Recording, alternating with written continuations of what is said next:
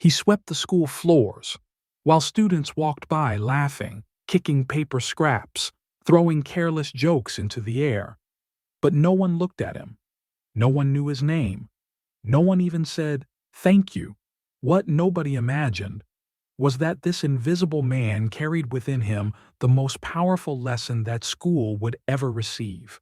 His name was Dimas, and though everyone treated him like part of the furniture, he had sharp eyes, sensitive ears, and a heart weathered by life. He arrived every day before sunrise, even if no one noticed, wore a faded blue uniform, a plain cap with the school's logo, and hands marked by time and hard labor. He pushed a cleaning cart, carried a worn-out broom, and a small thermos of coffee he made the night before. He worked in silence, swept hallway after hallway, collecting the fragments that people's haste left behind. Bits of paper, leftover food, hurtful words, glances that didn't see.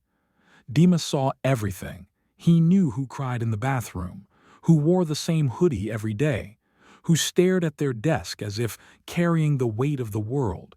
He saw it, and he felt it, but he never said a word. Until one ordinary afternoon, he saw something that broke the routine silence. A girl sitting alone on the courtyard floor while everyone else laughed, talked, or simply acted like she wasn't there. Her name was Julia. She was 15 years old, kept a notebook full of hidden drawings, and had a lost look that silently screamed for help. Dimas stopped, watched for a moment, then quietly walked to his cart. He pulled out a folded paper, one of the many he always kept in his pocket, and approached her with gentle steps. He sat on the nearest bench, without invading, without pressure, just present. He handed her the paper. Inside was a simple, hand-drawn sketch, a little stick figure standing in the rain under a crooked umbrella, smiling softly. In the corner, a phrase written in round handwriting: "We don't always need sunshine. Sometimes we just need someone to sit with us in the rain." Julia looked at the paper, eyes welling up. Then she looked at him and smiled, a shy, wounded smile, but real. In that moment, she no longer felt invisible, and Dimas knew that this small gesture, as simple as it was, had changed something deep inside her. That afternoon passed. The rain came, but Julia was different. She started drawing with more color. She began to look around, and in secret, she started hoping for the next piece of paper. What no one knew was that Dimas had been doing this for years, that he kept a bundle of folded phrases in his pocket, sentences he wrote alone every night after work, phrases he once dreamed of hearing, but no one ever told him, because Dimas knew what it meant to feel invisible, to walk down the hallways of life unseen, to have so much to say, and no one willing to listen. But he chose to be more than the pain he carried.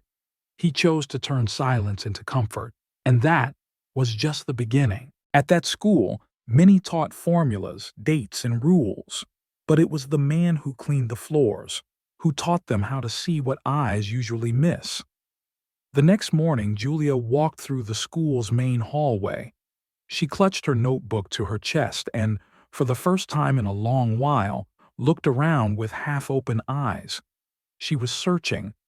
She didn't know exactly for what, but she was. In the courtyard, she saw Mr. Dimas sweeping dry leaves beneath the tree where she used to sit alone. He didn't look at her, but he knew she was there. He always knew. As she passed by, without saying a word, she left a small note tucked into the edge of his cleaning cart, handwritten in tiny letters. "Thank you for seeing me."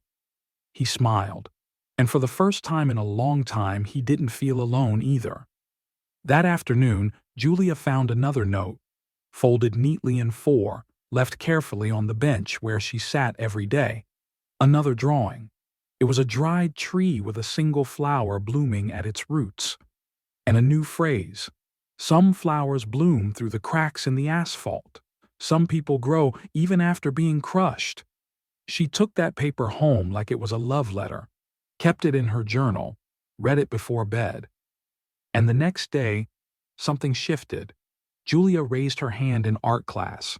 asked to present one of her drawings, and when she showed it, the whole classroom went silent. It was the same little figure with the umbrella, but this time he wasn't alone. Beside him stood another figure, also smiling, and both were under the same rain, sharing the same shelter. The teacher clapped.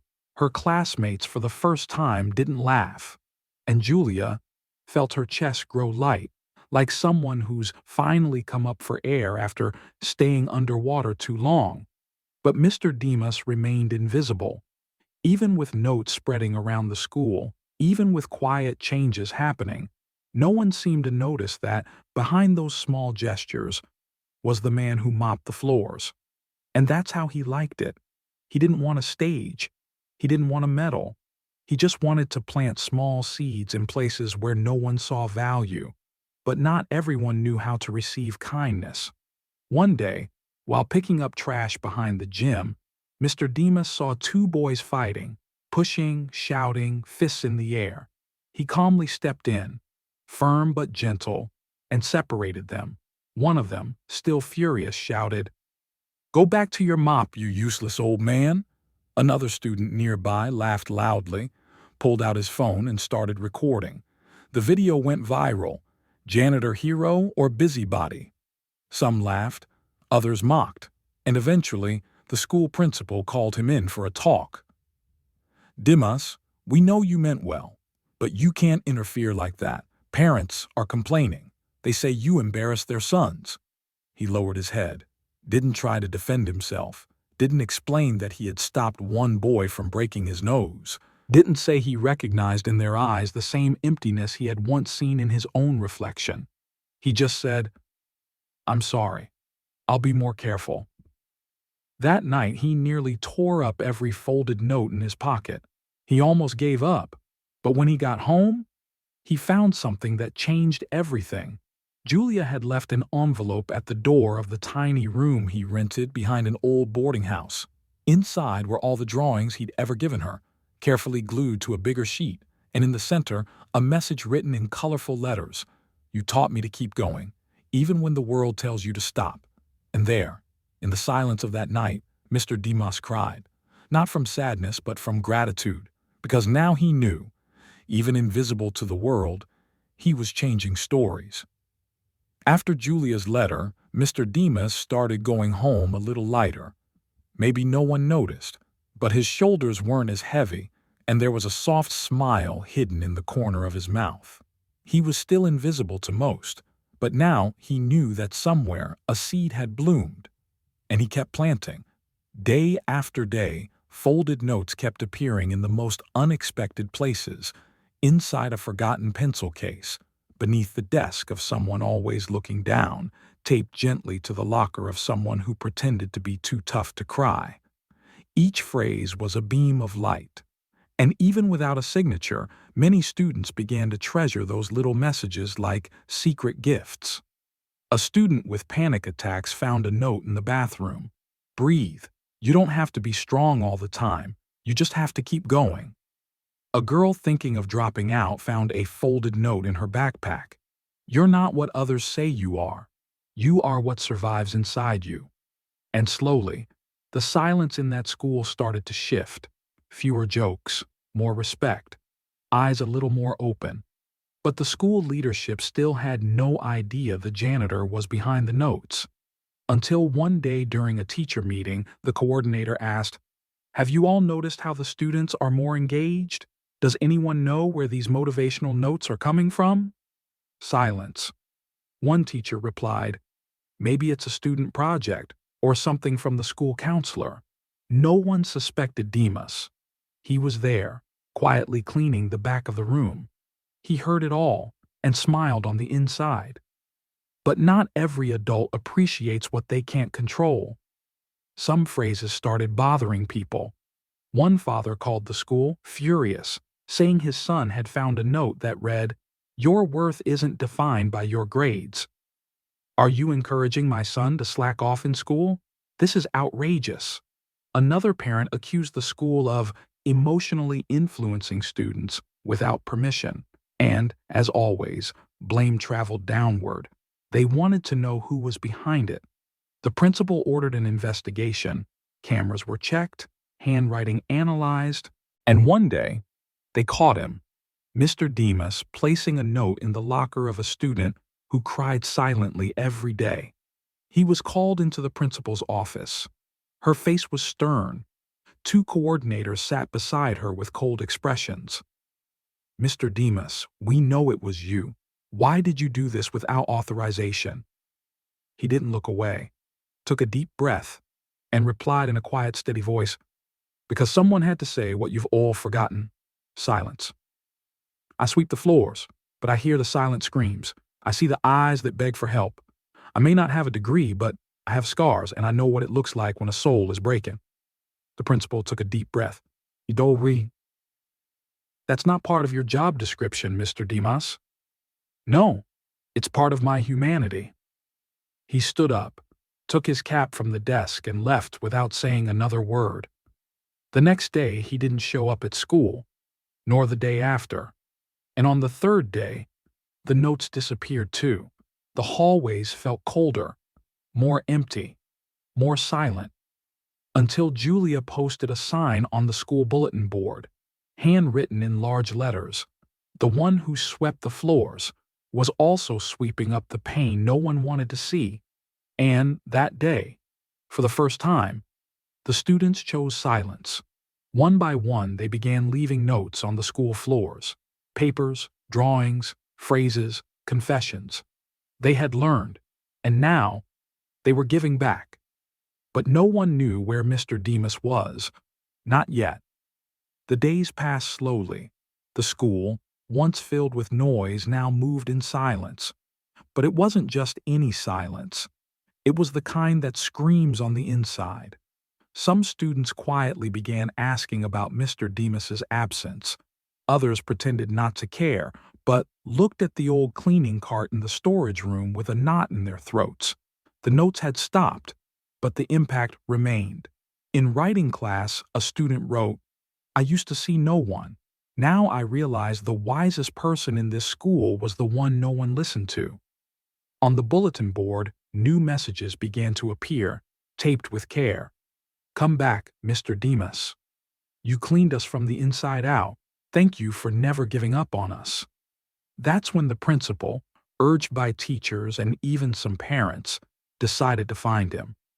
She discovered he lived in a small rented room in the back of an old boarding house on a forgotten street in the city. She knocked on the door. He took a while to answer. When he opened it, he held his cap in his hand, eyes cast downward. Good morning, Mr. Demas.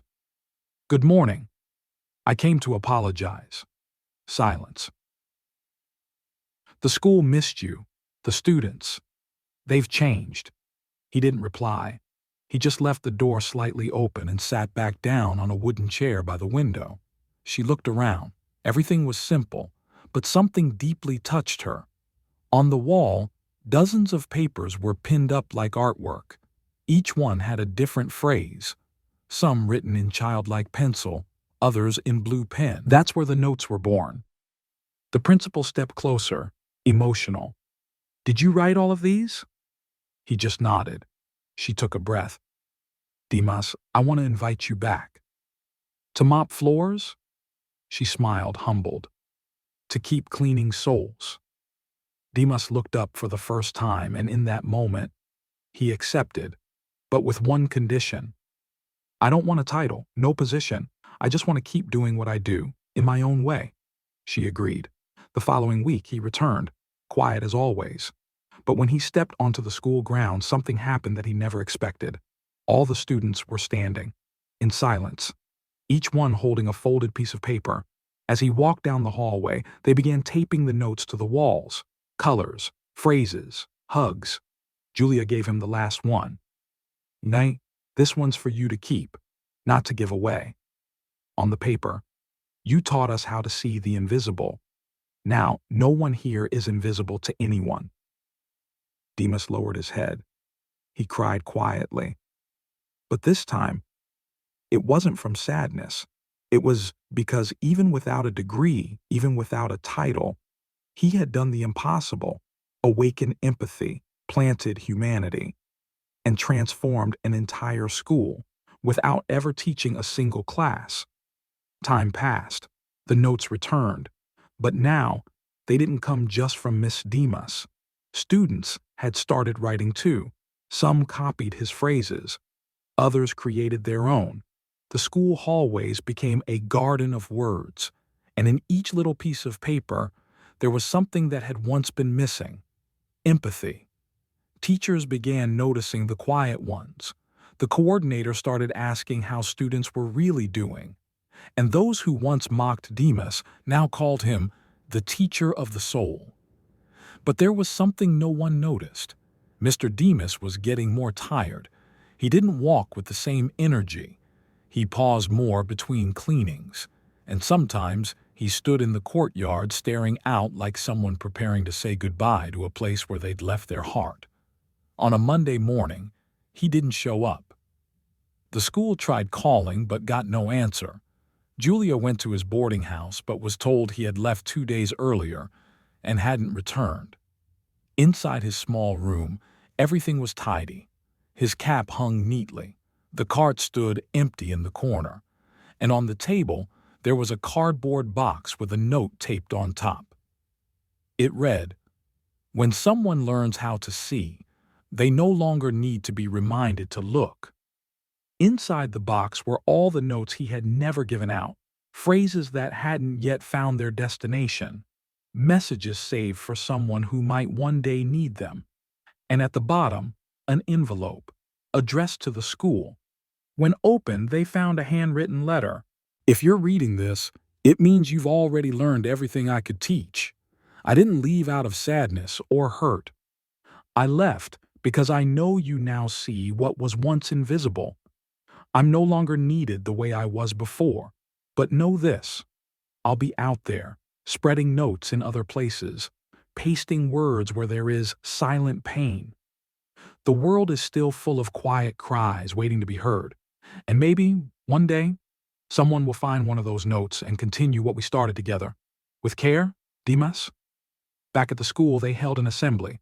The students created a new project, the Invisible Wall, a place where anyone could write, post, read, or simply leave behind what they couldn't say out loud. The principal had the letter framed. It was hung at the school entrance where everyone could see it, and engraved underneath was a simple phrase, "Well," but it carried everything he left behind.